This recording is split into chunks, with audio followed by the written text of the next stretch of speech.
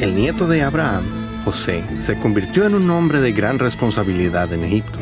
Él le pidió a su padre Jacob y a toda su familia que vinieran a vivir con él. Allí vivieron muchos y largos años hasta que murieron Jacob, José, todos sus hermanos y toda su generación. Los hijos de la segunda generación de hebreos crecieron y se multiplicaron hasta llenar la tierra de Egipto. El nuevo faraón en ese momento no conocía a José. Estaba tan asustado por el creciente número de hebreos que dijo a su pueblo: necesitamos un plan para evitar que se multipliquen. Si estalla una guerra, podrían unirse a nuestros enemigos, luchar contra nosotros y escaparse.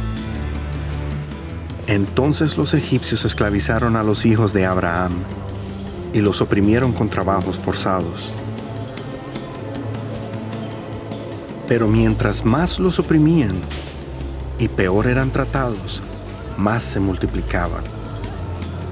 Así que los egipcios les tenían cada vez más miedo y los oprimían aún más. Faraón dio esta orden a las parteras hebreas: cuando ayuden a las mujeres hebreas a dar a luz, maten a los niños, pero si son niñas, déjenlas con vida. Las parteras le temían a Dios y no obedecían las órdenes de Faraón, así que no mataban a los varones recién nacidos. Cuando Faraón les preguntaba por qué dejaban vivir a los varones, ellas respondían: las mujeres hebreas no son como las egipcias, son fuertes y dan a luz antes de que nosotros lleguemos. Entonces Faraón dio la orden a su pueblo de arrojar al Nilo a todo varón hebreo recién nacido. Un día, una mujer hebrea tuvo un hijo y lo escondió durante 3 meses. Cuando le resultó imposible seguir escondiéndolo, lo colocó en una cesta impermeabilizada antes de echarlo al Nilo. Su hermana observaba desde la distancia para ver qué pasaría con él. La hija del faraón fue con sus sirvientas a bañarse al río. Ella vio la cesta y la abrió y encontró un bebé hebreo llorando. La hermana del niño le preguntó a la hija de Faraón: ¿quieres que busque una mujer hebrea para amamantar al niño? Sí, hazlo, respondió ella. Entonces la muchacha salió corriendo a buscar a su madre. La hija de Faraón le dijo: toma a este niño y amamántalo, y te pagaré por ello. Y así fue. Cuando el niño creció, su madre se lo llevó a la hija de Faraón, quien lo adoptó y le puso el nombre de Moisés. Ella crió a Moisés en el palacio, y él dominó la ciencia y el aprendizaje egipcio. Años después, Moisés visitó a su propio pueblo y vio a un egipcio golpeando a un hebreo. Moisés golpeó y mató al egipcio y lo enterró en la arena.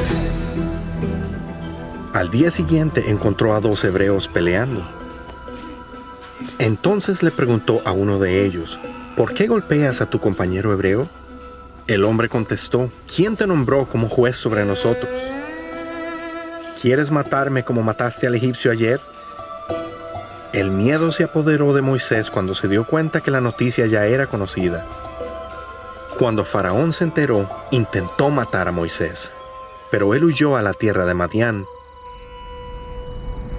Allí conoció a un hombre, se casó con su hija y trabajó para él como pastor.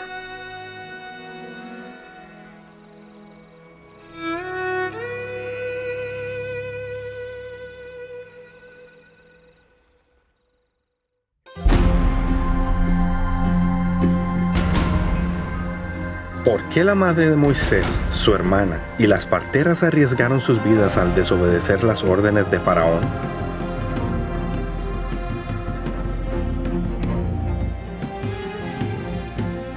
¿Qué demuestra que Moisés conocía su origen hebreo a pesar de haber sido criado en el palacio de Faraón como un nieto?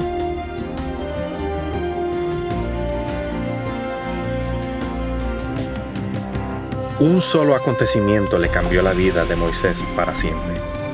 ¿Qué acontecimientos han cambiado tu vida por completo?